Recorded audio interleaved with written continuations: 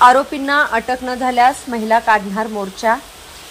सावकारी व मटक्यासह अवैध धंदे चालवणाऱ्या सुधीर फडतरेच्या संपत्ती व अवैध धंद्याची चौकशी करण्याची मागणी। सावकारी व मटक्यासह अवैध धंदे चालवणाऱ्या सुधीर फडतरे टोळी अद्याप फरार। पोलीस प्रशासन नक्की करतंय तरी काय? कडेपूर येथील सावकारी व मटक्यासह अवैध धंदे चालवणाऱ्या सुधीर फडतरे टोळीने कडेगाव शहरात सावकारी व मटक्याची केस मागे घेत नाही म्हणून तलवार, गुप्ती व लोखंडी रॉडने हल्ला करत चांगलीच दहशत माजवली होती। सदर प्रकरणात दोन्ही बाजूने एकमेकाविरोधात गुन्हे दाखल असून अद्याप सावकारी व मटक्यासह अवैध धंदे चालवणाऱ्या सुधीर फडतरे टोळीतील एकही आरोपीला अटक करण्यात आलेली नाहीये। त्यामुळे पोलीस प्रशासनाची अवैध धंदे करणाऱ्यांना पडद्याआडून मदत आहे की काय अशी चर्चा होऊ लागली आहे।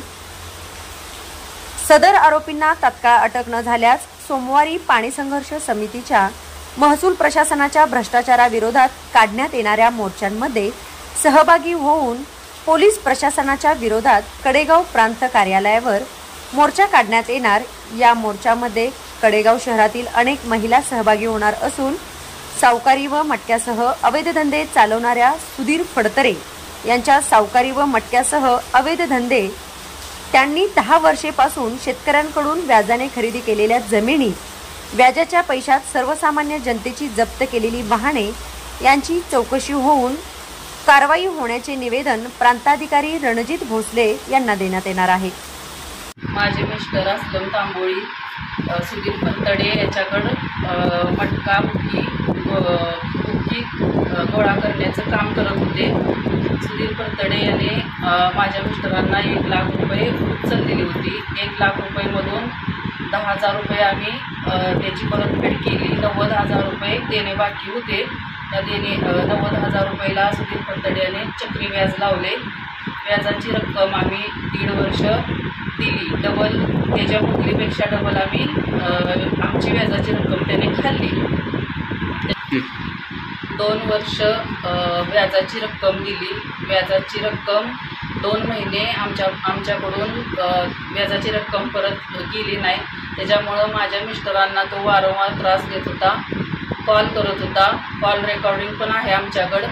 आणि माझ्या मुलांना पण तो धमकी देत होता आणि माझ्या मुलांना मारहाण करत होता, जीवे मारण्याची धमकी देत होता।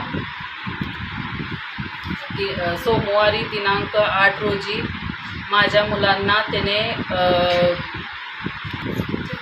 पुरातून मुलं घेऊन आला आणि माझ्या मुलाला तलवार यासारख्या धारदार शस्त्राने जीवे मारण्याचा प्रयत्न केला आणि वरून आमच्या मुलांवरही गुन्हा दाखल केला आहे त्याने।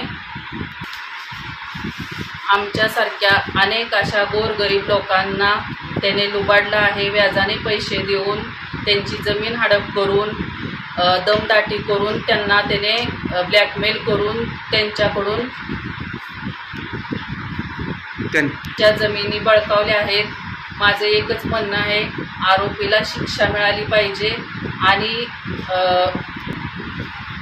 सुधीर फडतरे याच्या मटक्या धंद्याची, सावकारी धंद्याची आणि त्याच्या मालमत्तेची चौकशी झाली पाहिजे ही प्रशासनाला आमची विनंती आहे। मटका व्यवसाय सुधीर फडतरे अद्याप अटक झालेली नाही।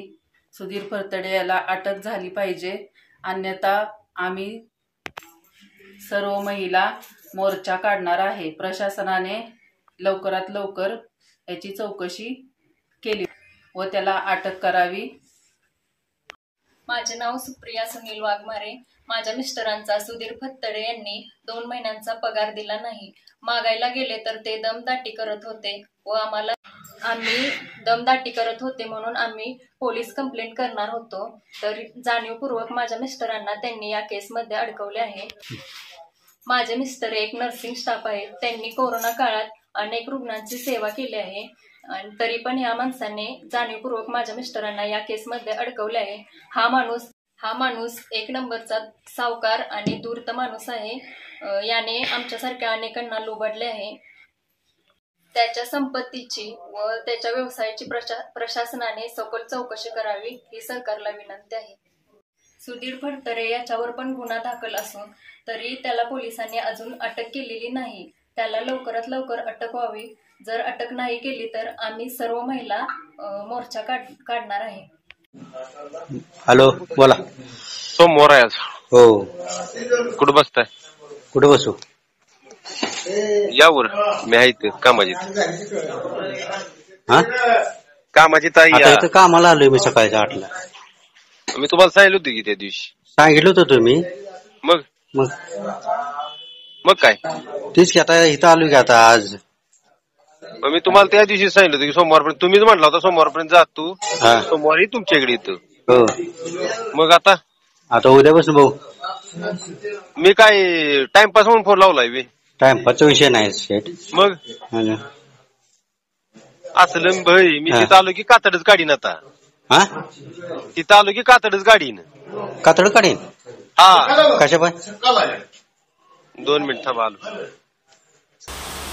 तालुक्यातील अनेक लोकांच्या जमिनी या सावकाराने बळकवली असून अनेक सर्वसामान्य गोरगरीब जनतेच्या दुचाकी, 4 चाकी वाहने व्याजाच्या रकमेपोटी जप्त केली आहेत.